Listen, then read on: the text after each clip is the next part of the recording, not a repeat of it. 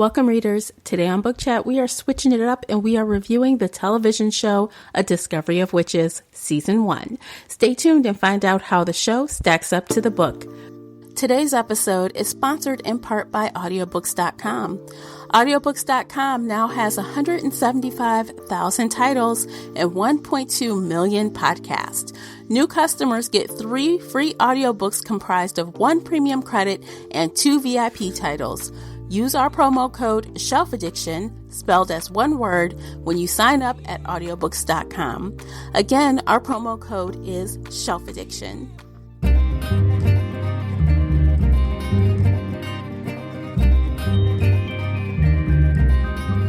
Hey everyone, I'm your host, Tamara Ford, and welcome to Book Chat here on the Shelf Addiction Podcast. Participate in this discussion by joining the Facebook group Shelf Addiction Official. Talk about the series with us there, as well as other bookish topics. I hope to hear your thoughts on this discussion. As always, you can find the 3 of us on Twitter and Instagram. The links for everything are below in the show notes. If you enjoyed today's episode, please support this podcast by sharing it with some book nerd friends or on your favorite social media space.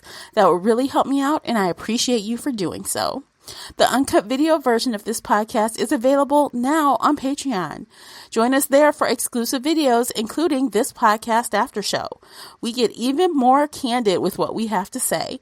So if you're interested in that at all, you'll need to come on over to Patreon and sign up. Before we get started, I have to issue a spoiler warning, so nothing is off limits. You've been warned. All right, welcome back, everyone. This is 3 Bloggers, 1 Series, but technically no book today. We are talking about the TV adaptation of A Discovery of Witches, and joining me are co-host Casey and Nicola. Welcome back, ladies. Hello. Hello. Hey. So I think we should just dive in, but first, if you guys aren't aware, so this series is based off of a book, as I just said, by Deborah Harkness. And if you didn't know that, you've been under a rock. So now you know. And it actually is a British television show. So we in the US got it secondhand. It was originally released in 2018 in the UK. And I think it hit the US last year, and Sundance got it. And AMC got it for a short time. I think it's on AMC's Premiere Plus service now. Yeah. So you have to pay basically to see it unless you have Sundance in your cable lineup. And you'll be able to watch the second season too if you have Sundance. If not, you can buy it, which is what I end up doing. I thought I had access to it, but when I went to look, I'm like, it has dollar signs next to it. So wah, wah, wah. I had to buy it. But the cool thing is that I had it ultra cheap on Google Play, and I had a bunch of credits from answering random survey questions. So it's free. I just signed up for Sundance's 7-day free trial and got it for free. And now I'm going to cancel my account tomorrow. Yeah, I did the same thing. I hear that. Don't want to keep it because there's nothing else on there that I watch on that channel. Nothing. No, nothing. So, I'm like, why did you guys give it to such an obscure, channel? I don't understand. Like, Lifetime would have took it, I'm sure. AMC, why not leave it with them? It's a little dark for Lifetime, don't you think? I don't know. They have killing husbands, killing wives, stalkers. I mean, maybe you're right. Babysitters. I never really watched that channel, so I don't know. Oh my God. I used to love it when I was younger before I knew it was bad TV. So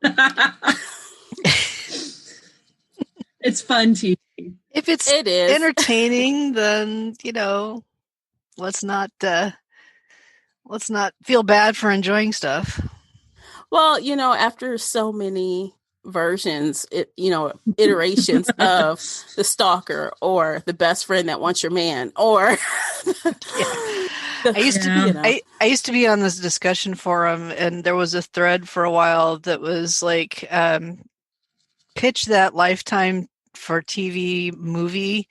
Mm-hmm. And it was so funny because people were so creative, and they would spin these like paragraph about the most ridiculous movie plot, and then they would cast it for the leads, and like it was almost always Corbin Burnson and Meredith Baxter, and it was just it just got really fun. Maybe you had to be there, but it was very amusing at the time. Well, Lifetime loves their group of actors, so you see them over and over again. Yes. Do you guys remember Corbin Burnson? You don't. His name sounds familiar, but I can't see his face. But I know Meredith Baxter, though. Yeah. He was like, he got famous being this like slimy lawyer guy on LA Law in the 90s. And like he played like the suburban white husband on everything on Lifetime TV. Typecast. So much. Well, in this series, they picked Teresa Palmer for Diana Bishop and Matthew Good for Matthew Claremont. So what did you guys think about the two main leads? Let's start with them that they picked. I was going to say, I think they picked some beautiful people for this cast. And Matthew Good might be sort of the least attractive person in the cast, in my opinion. But that's just me, right? He's Same not everybody's here. cup of tea. You know what I mean? He definitely has a unique look. So I mean, I wouldn't kick him out of bed for eating crackers, but I don't look at him and go, ooh, Yeah. He's very pale and very intimidating and very much looks like a vampire. Yeah, he's a good That's how I cat. He's a saw good him. choice. Definitely a He good choice. looks for the like a character. vampire, but I don't find him attractive at all. I would not welcome him into my bed at all. I'd sit in my bed and eat crackers alone. Well, I mean, for all of that, hopefully his personality is attractive. Let's Because I mean, honestly, I think they picked well based on what the story was. Absolutely. I think he fits the character really well. He fits the character really well. I don't find him attractive at all. So pass. Yeah, I'm not jealous of Diana Bishop at all, so she can have him. It's cool. But I did like the other cast. I like that there were a lot of different shades of people in the cast. Mm-hmm. I love that. I liked that. I just liked all the picks. Honestly, the only one guy that I did not really like for that character was Marcus, the guy they picked for Marcus. For something about him, I just did not like. He was really young and kind of like a teenager in the show, Yeah. I think he was in the book too, though. They mentioned his age a couple times, that he appeared really young. Mm-hmm. But he didn't act young. I feel like this Marcus kind of acted young. Yeah. Well, in the beginning. Yeah. I really like the things that they added to this show. So I don't know if we're ready to jump into that, but they added layers of characters in the show that was not in the book. And I was really, really digging it. Yes. Yeah, let's talk about that, because those are among the changes, that they made to artistic changes. Mm-hmm. We can just jump in. I think with the most obvious one was Satu. To me, we met her very early in season 1 versus the book. We don't meet her until she's only got like 2 chapters in the whole book, if I recall correctly. She shows comes up, in, she does her bad stuff, and then she disappears, right? Yeah. And she's got a whole character arc in here, and I like it. I mean, she's a part of the congregation. Peter sought her out. I mean, she's got this whole story, and she's so powerful. Yeah. And I love her character arc. I love it. Agree. It's so interesting, and it adds so much, I think, to the backstory. So should we assume here that that listeners have already listened to our take on the book? You know what? Yes. I mean, if you want to rehash some stuff, we can. No, I was just going to say that, our biggest complaint about the book, I think, was that it was slow.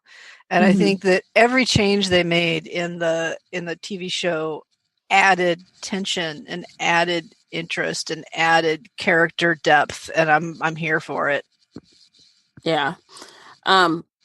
So Satu was one major change. Another one is they did Jillian Chamberlain very different in the TV show than in the book as well. which Agreed. I also liked. Mm-hmm. Yeah. I mean, Oh, yeah. I still think she was not that important overall, but it made her betrayal more cutting, I think. The fact that it was a betrayal, right? Because in the book, she was just kind of this annoying character that kept trying to get Diana to show up to the Coven events, and then she was not a friend, kind of betrayed her. But in this, they said she'd known her for 10 years, and she was there when Diana did her undergraduate, and she was her only friend in London, and so it made that betrayal that much more deep, I think. Mm-hmm. Yeah, I think that was a good choice because, in the book, it was like she was sent to infiltrate and get Diana to do, versus this, it was just her being naive and dumb and then not really understanding. She's not the brightest character. No, she's missing a few screws. Also, she needs a lot of help picking a better wig. I have to say, that was such a terrible, terrible wig. They did so many good things with the costuming in this show, and yet she just has this plastic hair. But it was distracting for me. It was really bad. She also did not die this season. So true. She's alive. So we're going to see more of her going forward. Mm-hmm. I hope not, but maybe. I mean, maybe not for a minute, because, we're going into this whole new chapter where, we'll get to that. Okay, so let's talk about Marcus as well. So they changed some things about Marcus. They gave him a backstory that did not exist in the book, about him trying to save and turn his friend without permission. Oh, right. James. I love that, because in the book there were these several mentions of like newspaper articles. Oh, there are bloodless corpses being found all around London. And, maybe I was reading the book too fast, but I did not connect that to the failed turn. Like it was vampires that were failing to turn, or failing to sire, whoever it was they were trying to sire. I didn't make that connection when I read it. They also showed Juliet draining tourists in the book, right show, the one which we didn't see in the book, and so that was another where I was like, oh, so much better than I read another article about a dead person. Yeah. Way better. Juliet had a lot of screen time compared to the book. Yeah, although I still don't know exactly. I mean, I guess technically it's not her story, so we wouldn't get a flashback of her, but I'm like, why was she under that guy's thumb exactly? Why? I had questions about that I was hoping the show would kind of address, but it didn't. It kind of said while she was ranting and raving and like, I was under your thumb, you turned me so I would like seduce Matthew. And that was all the explanation you got. Yeah, but we got that from the book too. Yeah, in fairness, that was all there was in the book. I think the book made some references to like New Orleans in the 18th or 19th century. And I got the impression that maybe Juliet, when I saw that she was not a white woman in the TV show, I thought they were going to go more into that history, I guess, American colonial history. And they came up with something completely different, which was okay because I liked it. But she, I think in the book, they talked about how, now I'm blanking on his name, the vampire, the bad vampire, Gerard Gilbert. So Gilbert made Juliet into a vampire, right? She was a witch before in the book. Okay, and I couldn't tell if she was. So in the TV show, Gilbert had this like creepy head that talked in a box, and that was a witch that Satu freed. And so I wondered if the TV show was trying to separate. There was a couple of comments about how he had a witch in his thrall. And I assumed when I was reading the book that was Juliet. But maybe either I read it too fast because I was going kind of fast to make a deadline on the book and didn't read that correctly, or that was something that the TV show kind of separated out and made into something even creepier and more interesting. What did you guys think? Did you think I did not make the connection that was Juliet in the book. Okay. I didn't. And I kind of wish I could go back now and read that part because I'm curious, because I didn't make that connection, but that's not to say it wasn't there. Yeah, I didn't make the connection either. Okay, it may have been something that wasn't there and that I just, came up with incorrectly. It's been known to happen. Well, I mean, that's a whole new thing they set up in the story too. Like now there's this head, although we got a beginning and an end to that head in this first season. But at first when I saw it, I'm like, what the hell is that thing? Me too. Me too. Why is he feeding in blood? That's gross. Well, there was a discussion in the book about how when the vampire just a taste of the witch's blood gives him like power over the witch, right?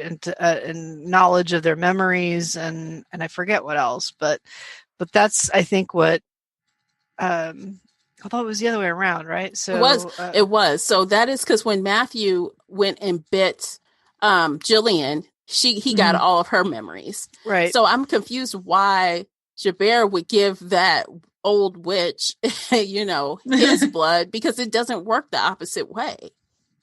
Maybe unless maybe it's magical. Alive? I don't know. They never. Yeah.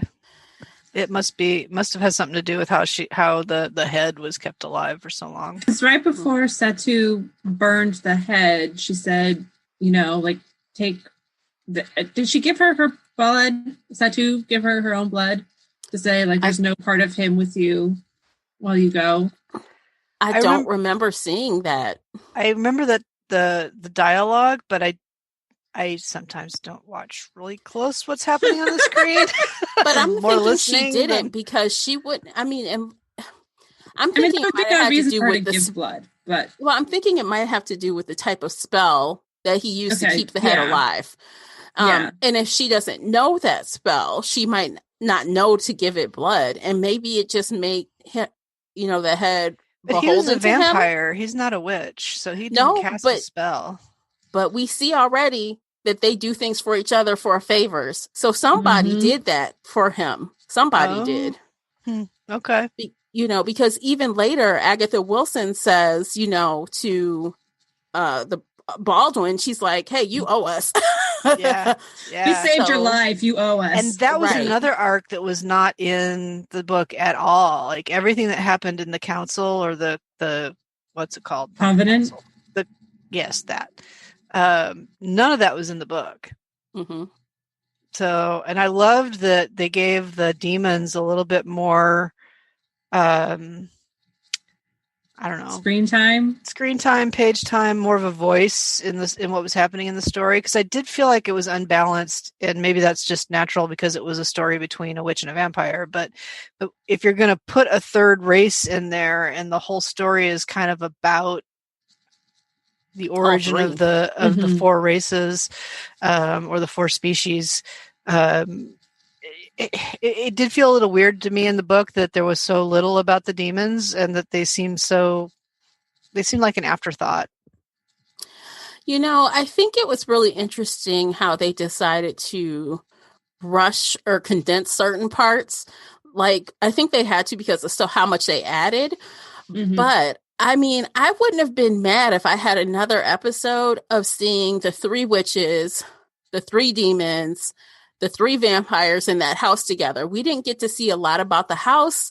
We didn't get to see, remember, it felt like it was a good amount of time in that book where we had interactions between them, discussions, things happening. And I kind of missed that a little bit. Like even Halloween night, I was like waiting for it to get dark. And I was waiting for that scene with the kid. That would have been so fun, but they didn't do that either. So I'm like, So I felt like Sundance was kind of truncating the last minute or two of the scenes at the end of the episodes. I don't know. Casey, did you feel that way? Maybe it's because I was going through Roku. I don't know. It was really rushed, but I actually preferred the way it ended with, them taking the step and she gasps and turn around and then it's over. See, I didn't have that in the episode that I watched. So in the episode that I watched, they were like in the room and they were getting ready, and like the bad witches were outside the house approaching, and one of them said something like, "Oh, they're alone in the top floor. That's not like Matthew. He's getting sloppy." And then like cut to the next episode. Oh no, you're missing. No, there were a couple of minutes after that. All right, so I might have to, at least on that episode, I might have to go back on like a different device. It might be Roku that was doing that to me. Yeah, I don't even know if it was a couple minutes, maybe 60 seconds or less. Yeah, because they were right up on the house, and then they kept switching back, and Diana's like, "Okay, lift your foot," and they're like, busting in. You can tell in the very last scene, it's like the door swings open. Diana turns around, but we don't know if they stepped or not. We never see if they put their feet down. It didn't down. look like Matthew was next to her, though. It didn't, but we don't know. Okay. We don't know. Yeah. Yeah. In the book, we did, right? They put their foot down. It showed us. It showed them in the new location, right?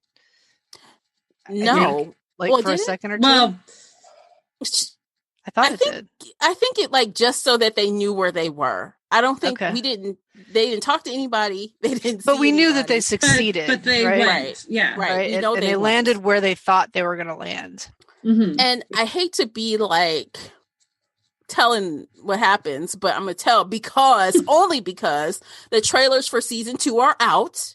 Yep. Season 2 trailers are out. So they go to 1590. They do go. I'm probably going to go ahead and watch that before I cancel my 7-day free trial to Sundance, but maybe not all in one day. just some backstory for you guys. We decided to record this podcast, and I screwed up, and instead of watching the show, I read the second book. So we got ready to talk this morning, and Casey and Tamara were like, no, girl, you screwed up. So we signed off the meeting, and I went in my living room and I sat there for 7 hours and watched the whole season all at once. And then we got back online, and now we're talking about it. But you know what? To me, that says something about how good this show is, because it would have been painful for you if it wasn't at least somewhat good, because that would have been hard. And I had my fast forward finger ready, but I did not use it. So, so I don't want to get ahead of myself, but overall I did enjoy it. It's a day I didn't plan to spend the day that way, but I'm not really mad about it. So. Hey, everything happens for a reason. Maybe you needed that relaxing well, I time. have the week off I took the week off for work. So at the time we're recording it, this is the Sunday before Thanksgiving. And so I took that whole week off. And so good for you. I can enjoy. I can just do things a little differently. Like I didn't have a real strict plan. So here we are. That's what I'm talking about. So one more huge change that I thought we could cover before we dig into the whole, Diana and Matthew fiasco, is I'd love to cover like how they changed Ashmole 782. They changed quite a bit about that, like how Diana interacted with the book was different at the library. How she burned her hand on the book. The words the burn were moving. Was different. The burn was different. The implied in the visuals that the words somehow kind of soaked into her body, which I don't think was in the book. But otherwise, it seemed pretty close to me. Well, in the novel, he does hear some voices when she picks up the manuscript, but she did not. There was no big blackout. There was no magical disturbance.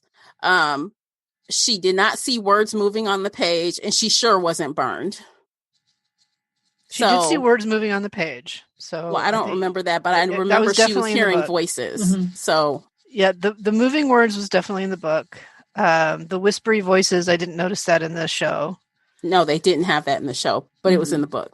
Yeah, that idea that there was some kind of magical boom that all of the creatures could feel or sense, that wasn't in the book either. No. Well, She didn't see it in the book, but everybody showed up at the library over the next couple of days. True. So was it implied that there was a boom that attracted everybody? And because in the show we're not stuck from her point of view, we got to see it. Maybe. I mean, I got the impression in the book that it was like some kind of gossip thing, like maybe it came from Jillian originally, and then she told the coven, and they told two friends, and they told two friends. I don't know. And honestly, with the other creatures around, especially the vampires, I almost said werewolves. I mean, even if, the witches are talking among themselves about it, it doesn't take much for a vampire to hear what they're saying. That's true. Right. And we can tell from the book anyway, and from the TV show, that even though they're all not supposed to be commingling, they do. Oh, yeah. There's yoga. Yeah. Which isn't in the show, but in the book, they have that yoga where everybody gets together. So. Right. They were he said he was taking her to his house. I'm like, oh, they're going to do yoga. And then it was just like a dusty old house. Mm-hmm. So. No yoga. Strange. And only one rowing scene. Yeah, one rowing scene. Thank and then God. They had a running scene. She was running. But yeah, a lot of that stuff in the beginning where Diana and Matthew had a lot of, run-ins with each other. Mm-hmm. Or, the time where Matthew was even kind of stalking her, that didn't exist in this show. It was condensed a lot to all to the good, I think. Yeah, for sure. It was too fast for me. Really? It was way too fast for me. But it was too slow in the book for you. Yes. Because by episode 2, she's like, oh, I trust him. I'm inviting him over for dinner. He'd never hurt me. And if I didn't know the book and what was going on with the book, I'd be like, bitch, what's wrong with you? You don't invite a man over. You were like that anyway with the book. Yeah. Yeah, I know. I'm just not happy. It's either too fast or too slow. Yeah. Well, I mean, I like that he didn't do the creeper thing, although he did break into her apartment, but he was looking for something. He wasn't watching her sleep and all this other crazy shit. He was, and she was out, and she was not there. That was a much more palatable version of the scene for me. Yes. Mm-hmm. Yes. And at the time, like I was texting these guys while I was watching it. So I don't know. No, you guys didn't answer me. So you guys must have had something better to do for the day. But I think in the TV show, in the first, say 3 episodes, he was way creepier than he was in the book to me. Like he was very standoffish and cold. And I think he is what the author wanted him to be in the book, but there was still these, I don't know, kind of unjustified, happy, warm feelings that Diane had toward him, even though they weren't really warranted at all. Warranted. They weren't. Yeah. There was no good reason for them in the book. So I feel like in the show, he was definitely colder. He was definitely scarier. There was definitely more ambiguity about whether he was a good guy or a bad guy in the first couple of episodes. Up until Knox comes on the scene, and then she needs Matthew's help. Mm-hmm. And I actually like that about that character, because that is what a vampire is. So to have him actually act how he's supposed to act, right? Yeah, well, yeah. So I liked it a little bit, Tamara. Yeah, I know. Because you say that like, duh, that's obviously what a vampire should be. Duh. Who doesn't know that? Duh. No, kidding. I mean, of course they can make their own version of vampires, but I feel like this just rung more true, I think. Mm-hmm. And I don't know. I kind of, even though I agree with Casey, that relationship development was very fast in the show. But I don't hate it, only because, I hate to say it, but I think a lot of people that watch this show read the books. I don't think this is one of those shows that comes on and random people are like, what is this? It looks good. Let me watch it. I feel like because there's like a mega fan base for these books. So a lot of people just understand without needing it on screen. That makes sense. Yeah. If you didn't read it, you'd be really confused and questioning Diana's sanity. But if you did read it, you're like, okay, I know this is happening and why, but it's really fast. And they should at least like have one date before they run off to his mother's house. They Which they kind of do, but they had dinner that one time. He's still questionable at that point. Oh, the dinner was kind of cute. And of course, I knew they were going to leave this in. She's like, what does my blood taste like? He's like, don't you dare ask me that. I'm like, oh my God. I think that felt more sexual in the show than it did in the book to me. I don't know what you guys think. Definitely more sexualized in the show. Like, I don't think in the book he was feeling hot for her. I think in the book he was scared he might, eat her. Eat her. Yeah. And not in the fun and not way. in the good way.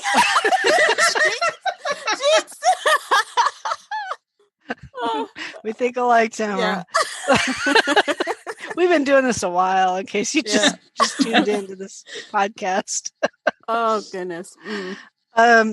Yeah, I felt like, I don't know. I still feel like the love story or the romance between the two of them is uneven, and so I'll just leave it there. Yeah. And even how, though? Like power-wise, age-wise? No, I mean storytelling-wise. Like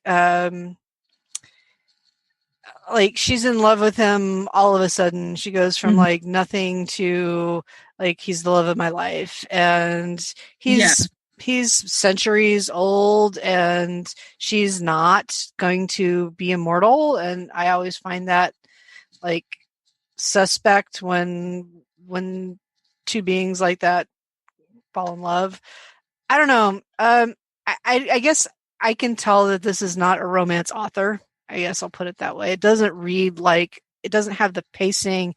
It doesn't have, I guess, the story beats. I've heard that phrase a few times that I expect from a romance, which is okay because I don't think it is a romance. But the romantic relationship between the two of them, like it doesn't feel quite right to me. Like just pacing wise, timing wise. It was very, very rushed. What about the couple of, third base scenes or whatever? Yeah, I did kind of fast forward through some of those because, like, and I think it wasn't obvious in the TV show that they didn't hit the home run. Maybe it's because I didn't watch it completely, but I felt that was strange in the story in the book, and I feel like to sell advertising or to make it more visually pleasing, they put a little bit more of that in the TV show. I don't know. I mean, it was pretty. I wish I could see who wrote it. Okay, so a lot of these were written by women. A lot of these episodes were written by women. I see a guy's name One Time, directed by men and women. So I feel like sometimes they put sex in the box with love. So sometimes I think they show you sex or passionate sex thinking that you will think they're in love. Mm-hmm. So that's why I was curious if it was men or women writing and directing who made those choices, but looks like a little of both. That's a good point. Because they didn't have time to fall in love. It was fast. It was like 3 weeks. By the time they went to go see Isabeau, it was so... It was like a week, right? Even Isabeau was like, Yeah. And Diana's like, it's not a choice for me. I love him forever and always.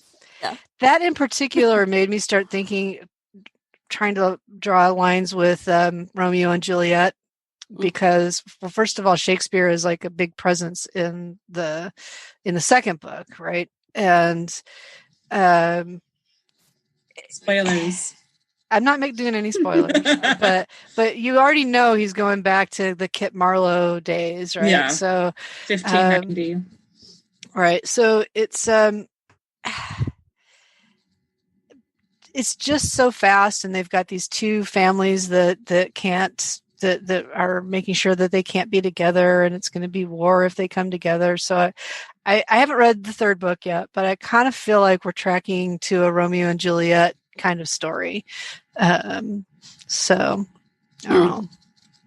I don't know. I'm keeping my mouth shut. I don't know. Yes, you do. That's okay. I'm just throwing it out there, so you guys are going to think I'm extra smart if it turns out to be true. Okay. All right. So, okay. So what did you guys think about Isabeau? Do you think that was a fun pick? Did you like her as Matthew's mother? Did you think she was like the character in the book or no? I loved her in the book. And I feel like the TV show tracked pretty closely to the book with what Isabeau did and said. I don't know that she kind of jumped off the screen for me the way she jumped off the page. I think they softened her, I think, in the TV show. I don't know. I just thought that whole hunting scene would be a lot more gory than what it was. I mean, come on, this is cable, man. I thought it would be, you know what I'm saying? I thought it was going to be a lot more. In the book, it was really drawn out. It was a whole day. She went from like a rabbit up to a I think, was it a deer at the end? But she went through she killed 3 or 4 animals, and it was like drawn out. And Diana was kind of horrified, but she knew she was being manipulated at the same time.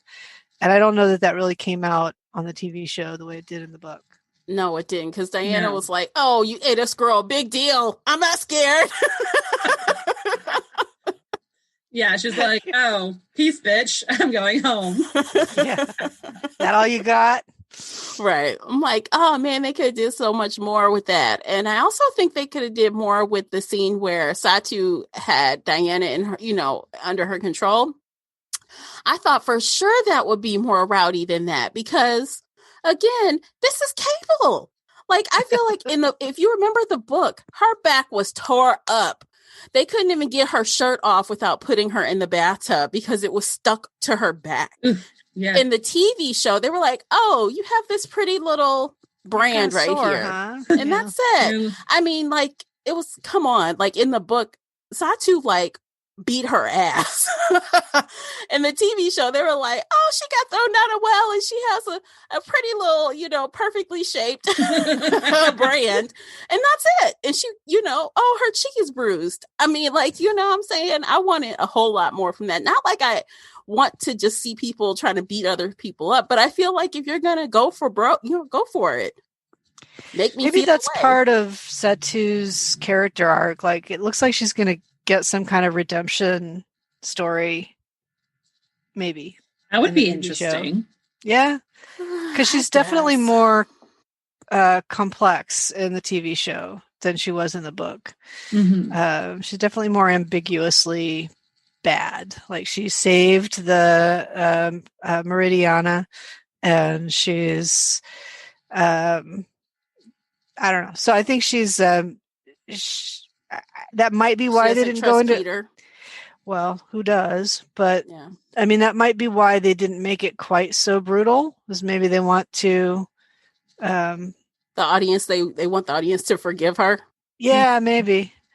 That is the other point out of 2 that I fast forwarded a little bit, because I just don't really want to watch that kind of brutality. I'm sorry. I watch. Okay, look, you're good with it. I watch on TV.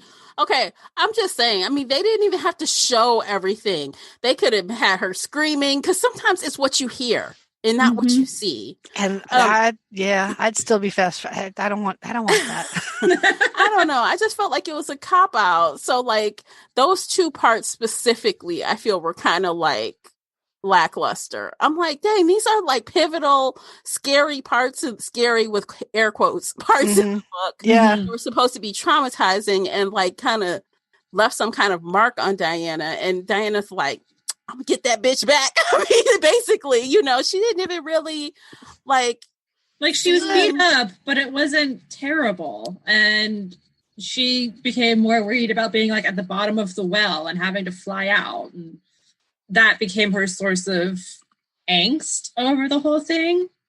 I mean, so at the end of that scene, if I remember correctly, you know, she was like, she tried to cut me open, but she didn't. And she had that look in her face like, I'm going to get you back, bitch, even though she didn't say it. But, you know, I felt like she wasn't as traumatized as she was in the book from that experience.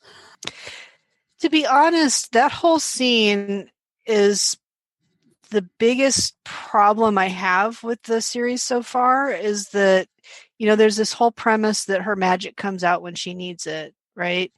And you know, like Matthew's chasing you and, oh, now you can fly. But you're actually like being tortured by this witch and you don't fight back. You don't shield yourself. You don't, I mean, there's no defense, not even to mention an offense, right? But there's not even a defense that comes up. I found that a little bit spotty as far as the plotting goes and how her magic is supposed to work. I agree. Yeah. And also in that scene, there was another missed opportunity. In the book, there were many ghosts there, not just her parents. Yes. And at the house too. Yeah. So there were opportunities missed to like make it more creepy, or like, you know what I'm saying? Just add a little something to, I mean, how much would it be to throw a couple more extras in there milling about? You know what I'm saying? I mean, the whole ghost thing was just not there at any point. No. And that seems like, I agree with you. I was looking for him and didn't see him. Mm-hmm. But yeah, the whole thing about how the magic comes out when she needs it. And he's like, oh, well, you needed that book, so it came off the shelf for you.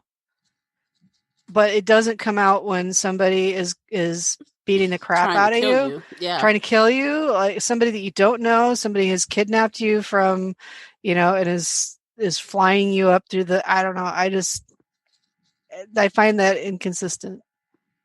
Yeah, it is inconsistent. Oh. I mean, that's another word for it, Casey. Yeah, plot hole. But yeah, I mean, if she's so, if Diana is so strong and strong-willed, she technically Satu shouldn't have been able to get her there, because she would have fought her and fell off the sky and suddenly been able to fly. That technically probably should have happened based on how her powers work. Right. I mean, that's what Satu wanted. So maybe that's why it didn't, and Diana didn't want, I don't know.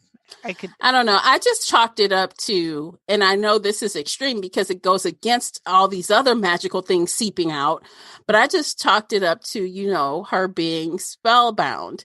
So I think like Satu had a hard time breaking in because of the binds that were around her. But see, that's someone trying to get in versus her powers trying to get out. You know what I'm saying? Yeah. I mean, you could argue maybe that if her mother had really foreseen what was going to happen, that it was specifically, that binding was specifically targeted to protect her during that whole session. But I don't know. The whole like, oh, it only comes out when you need it doesn't work for me. Like there were times where it came out that I didn't feel like was a big deal. And there was times when it didn't come out when it seemed like it was a pretty darn big deal. So, and it doesn't even track even in the book after a minute, because when you're when you're trying to go to another place, another time, do you really need that? Like from the kitchen to the barn? I mean, like it's starting to like just break out. It's like, is she breaking the bindings herself? Is that what's happening? Is she just pushing through them or what? I don't know. I felt like when she came out of the oubliette that she had become unbound. I think she's no longer spellbound at that point. And we find out why she can't cast spells very well.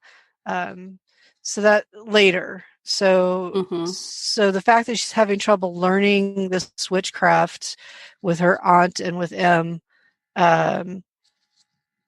does feel like I don't know, it makes, I guess you don't know for sure that whether she's still spellbound or not at this point. Yeah. But I felt like when she like unwound that ribbon, that it mentally that meant she was no longer spellbound. Free. Yeah, but they didn't even cover that in the show because I was waiting for her to see these, because the mother was telling her the story in the show, in the book, and she was talking about the ribbons right there. But instead, the show decided to show it in a flashback and let her watch her parents bound her. But that was later, wasn't it? It was in the same episode. Okay. But it was back when she was with Emily and Sarah, right, correct. Right? But in the book, she got that story as she was trying to figure out how to fly. They were telling her the story about the princess and the ribbons and all of that in that moment. But the show decided to skip that and let's just show it all in a flashback after the fact, which was... No, there was a little bit when she was in the oubliette about her mother telling... It was her mother's voice telling her the story about how the princess learned how to fly. But she didn't mention ribbons. She didn't mention any of that. No, she didn't. She just mentioned the Dark Prince and how she has to help herself or something. Yeah. And fly, girl. Go ahead. That could have been such a cool. That could have been such a cool visual scene too. And I know there's a missed opportunity, Tamara. Yeah, because can you imagine like the ribbons kind of flying off of her or floating off of her? She's trying to figure out what's what, and that could have been amazing, but they missed it. They missed a couple opportunities. Those two freaky dreams that she had early in the season on the TV show, where she kind of wakes up and there's spiders and there's like webbing. Yeah, was that supposed to be the ribbon? Like, I don't know. But I don't know because I'm like, crazy. I don't remember anything about spiders in the book. No, there wasn't that I remember. I didn't like it. Me neither. I was like, what's up with the spiders? Like, same. And it only happened a couple times, and then it was just done with. So I don't know. Like, were they planning on doing something else with that and it didn't develop? Maybe they were trying to visualize like the repressed magic in her.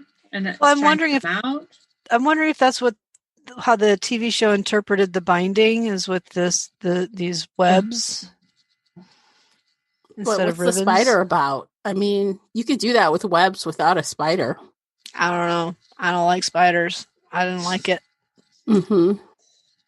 And I can see like them doing that. Let's say if there were so many webs on her that she literally could not move, that would, to me, show, she's bound. But that wasn't what we saw. She's just jerking up and, I don't know.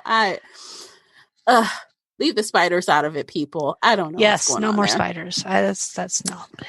Yeah. Do not want. No. Do not recommend. Do not recommend. 0 out of 10. Nope. Pass. No spiders. Yeah. I think the book. I think the book did mention just sort of like restless dreams, but it didn't get specific. So maybe that was just some artistic license from the director. That might be an interesting thing to look at, is whether that the person that wrote and or directed the first couple of episodes faded off into the sunset, because both of the spiderweb dreams happened near the beginning, like before she went to Seven Towers. So the first 2 episodes were directed by Juan Carlos Medina, and then he hasn't directed anything else for the rest of the season. So maybe he likes the spiders. Maybe, because then the following 3 episodes were directed by Alice Troughton, and then the final 3 episodes were directed by Sarah Walker. So they had 3 different directors over the course of these 8 episodes. I think the spiders showed up in the first 2, right? I think so. Definitely, because they were early on. Yeah. Bye, Juan. Spiders with you. Deuces. I think someone said, Juan, we don't like the direction this is going. Let's see if we can get someone else to direct. Oh my goodness.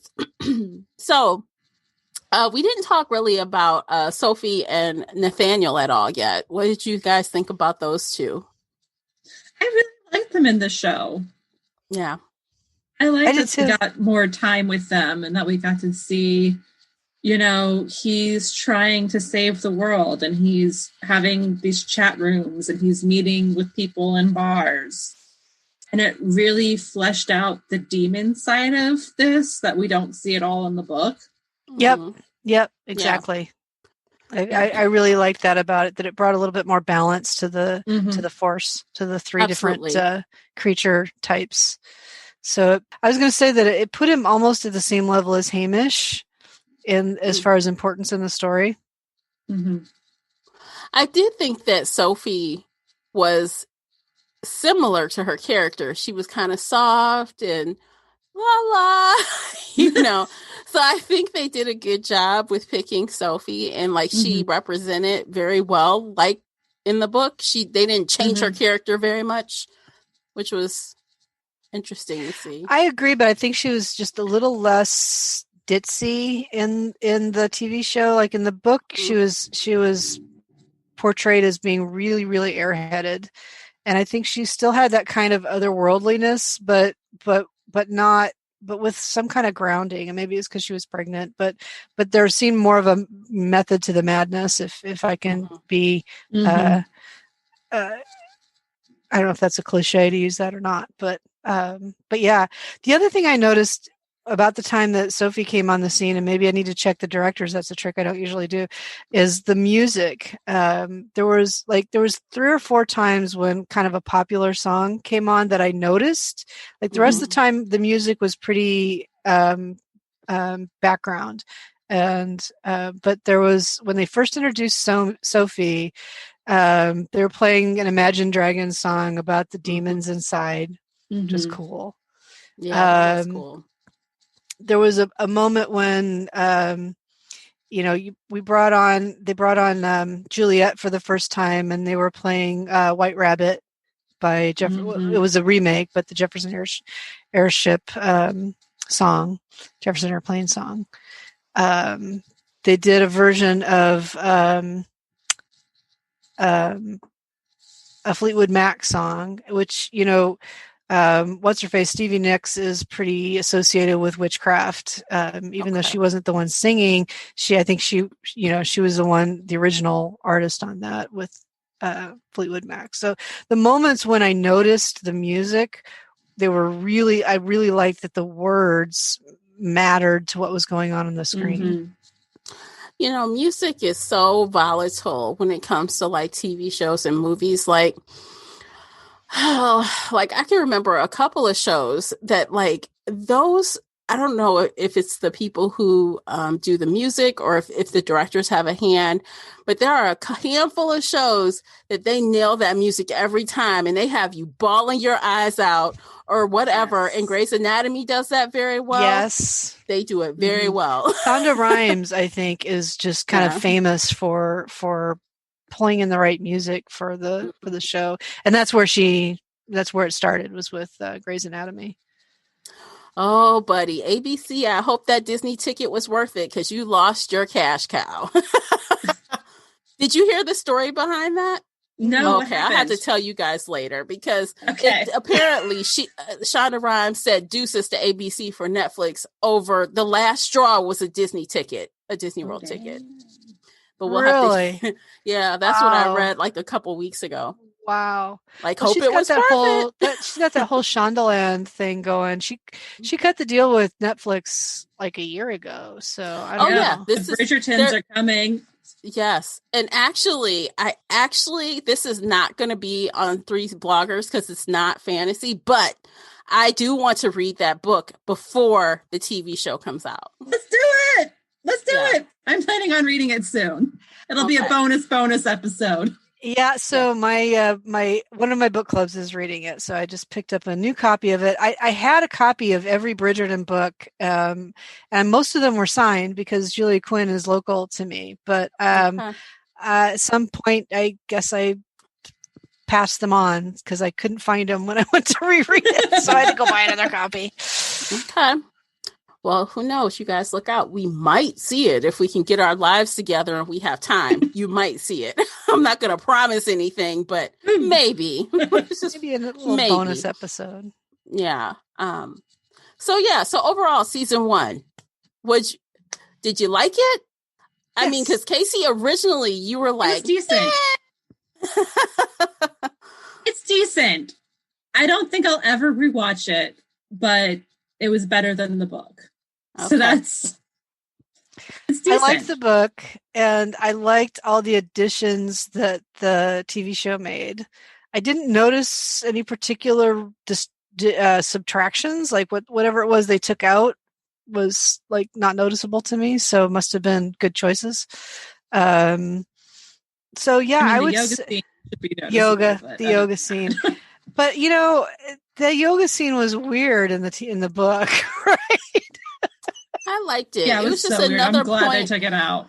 Well, it was just another point of us kind of seeing how Diana started to trust Matthew, because he's like, oh, he could be around all these people. I mean, it was just another tool for her to get more comfortable with him, and we didn't have that. So, but it also didn't really fit the whole narrative about how the three races are not supposed to interact, or the three species are not supposed to interact, or it fit it in a strange way. Like it's subversive that Matthew did this. I don't know. Well, it was a secret yoga class.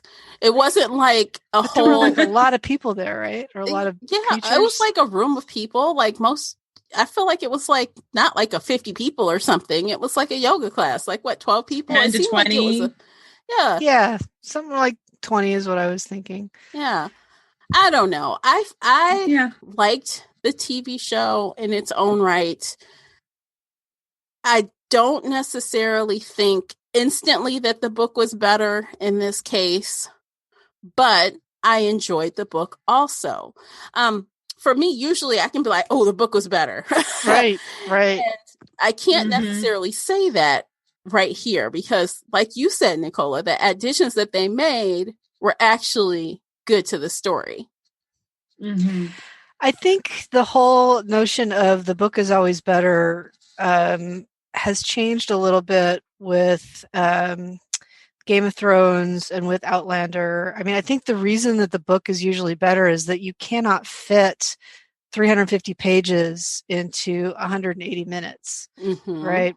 So when you take a whole season, or you take 8 episodes or 10 episodes or whatever the right number is, but you take your time and you can kind of emulate the rhythm of the book with the episodes of the TV show without having to rush through it in one sitting, because most people don't read a book in one sitting. And most people don't sit and watch 8 episodes in a row in one sitting, I don't think.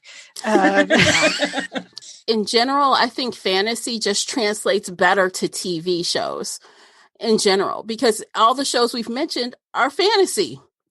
You have more time. Right. And I think that that's partly because of the fantasy. First of all, they have a huge fandom, right? More so than any random bestseller does. If you think like a John Grisham book or something, like, would you really make a whole season of TV shows out of I would not want mystery? To see that. I would not watch it, because that shit is depressing. So, well, yeah, but I don't know. I think so. Fantasy, I think, lends itself to long form anyway. But I think it's a combination of things where it's a different kind of fandom. Mysteries and murder shows have been on TV forever and ever, right? And they wrap it all up in one episode, and we're all really used to that rhythm.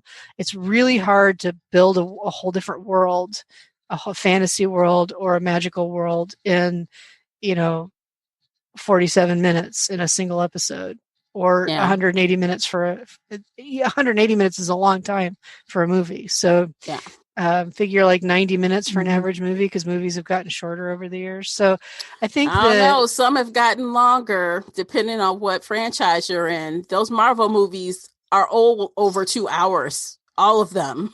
Okay. So Lord of the Rings is 3 hours.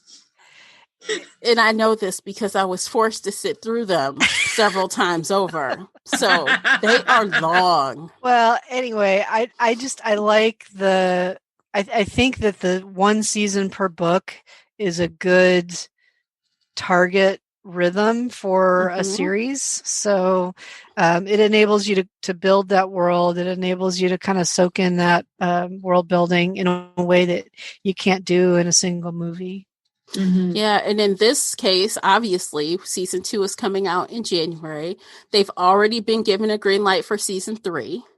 Good. If they will get a season 4 is unknown, but if they do, there is source material.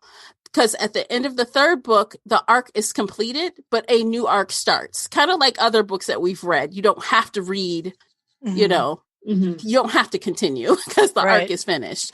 Right. But, you know, there is more. And I heard that she's in the middle of writing the 5th book, which is technically the 2nd book in the series is called something else, right? But I mean, as long as they stick to the source material for the most part, like don't go off the rails. Don't go willy-nilly. You know, keep the roots, right? Because that is what people want to see. And I think as long as season 2 does that, it'll be good. I think one of the problems some of us had, Casey and I had with the first book, is the lack of tension. And like the world building was a little bit spotty and the character building was a little bit spotty. And I think that in the TV show, when they added all of the stuff about is it the convention? What is it called? The Covenant. Not the Covenant, the but Covenant? the group. The group. Oh, I forgot what they called themselves. The 3 witches, the 3 vampires, the 3 demons. Whatever. I forgot what it was called. Yeah, I know what you're talking about. Right. The steering committee. I think that their whole obsession with getting the book and with the power dynamics about the one vampire wanting to bring down the de Claremonts and the witches not trusting the vampires. I felt like there was a lot that was brought out in the TV show, and that added a lot more tension and a lot more urgency to the story than there was in the book. And so I think that cured some of the problems that I had anyway with the book. Because when I was thinking back on it, like I didn't feel like a real urgency between one chapter and the next. It just, the plot kind of meanders. And I think that there was enough going on with those characters that are very remote in the book, but they get a lot more screen time in the TV show, that it helped push the pacing along. It helped lend that tension and that motion to the story that was missing in the book. Yeah, I agree with you. Definitely when producers and directors look at what an audience needs, it's definitely different than what a book reader needs. And as far as that's why I was saying stay true to the root of the story. And they did that. They did it successfully. They added what needed to be added, but they didn't say, oh, it's no longer a book, now it's a stone.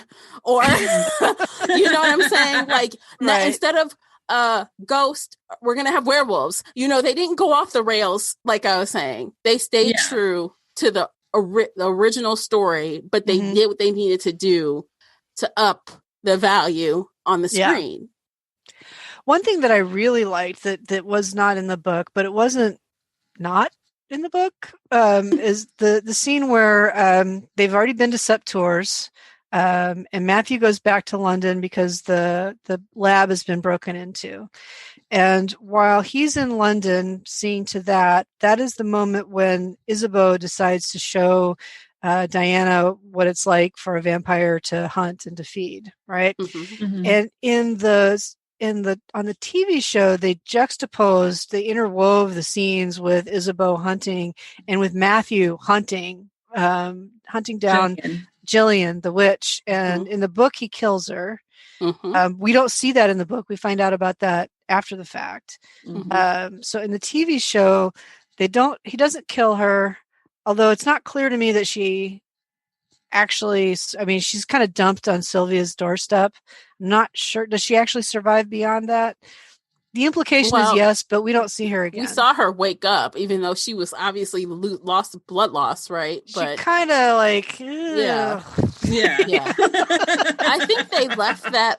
So Well, what I got is the assumption that she's alive. She may not be doing that well.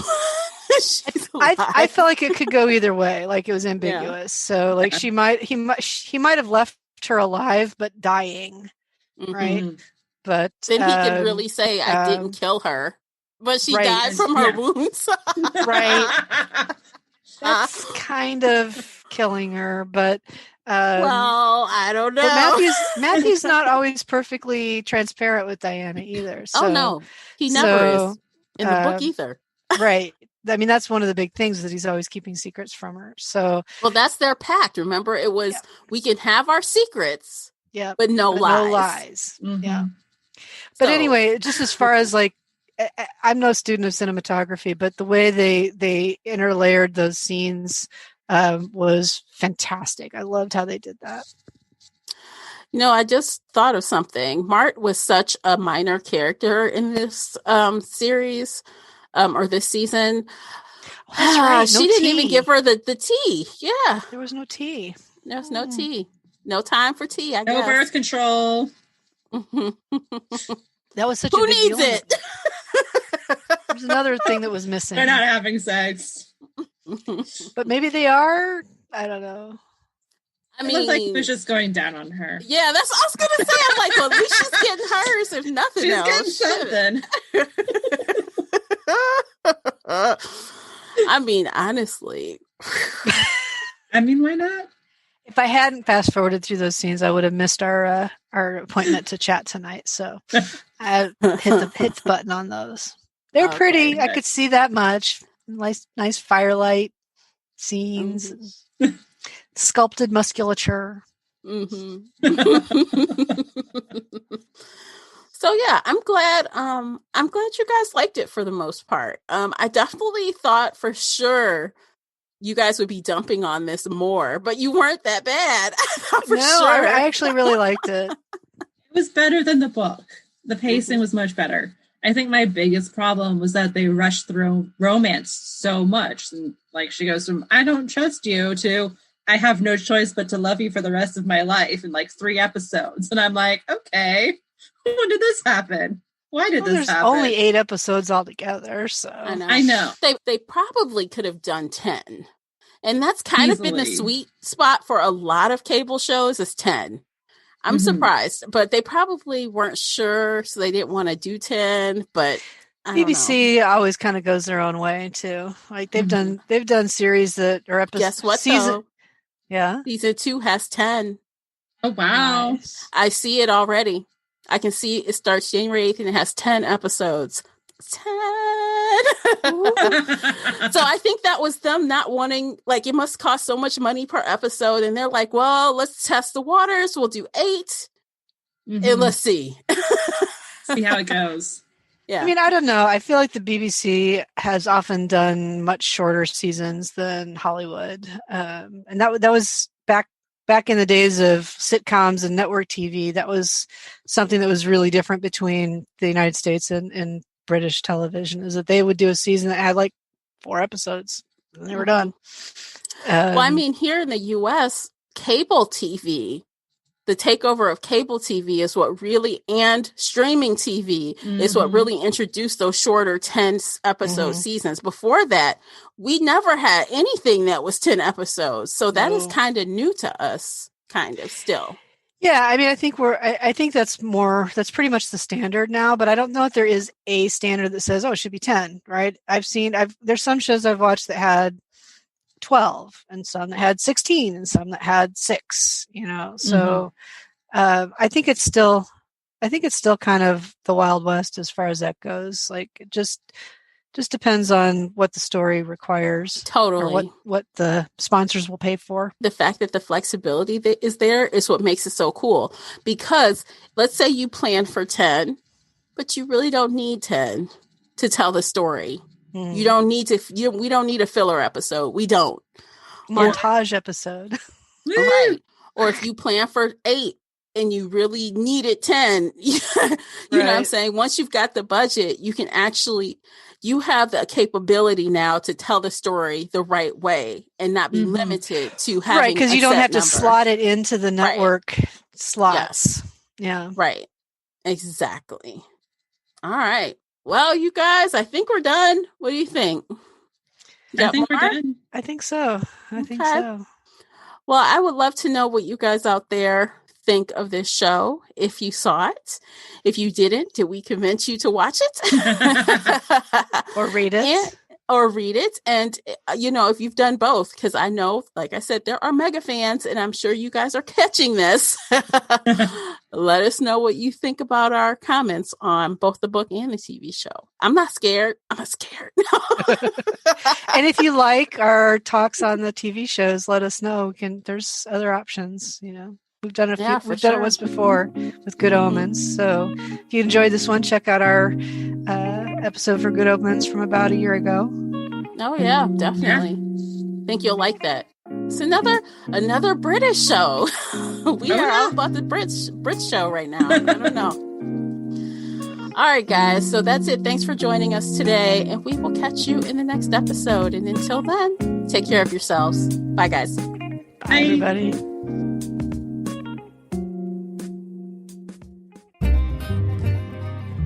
If you enjoyed today's episode and would like to show your support, there are a few things you can do. Head on over to Apple Podcasts and leave a positive 5-star review, or like this episode on your favorite podcast player. It seems so simple, but it really helps me out. You can share this podcast with other book nerd friends or on your favorite social media space. You can also join the Shelf Addiction Patreon family. For as little as $2 a month, you will help us produce even more awesome content for your ears. You can also consider joining the Shelf Addiction Official Facebook group, where we talk all things bookish and more in a safe space. The Shelf Addiction Podcast is a part of the Nerdy Maven Network. You can also reach us via email at info@shelfaddiction.com. Thank you for listening.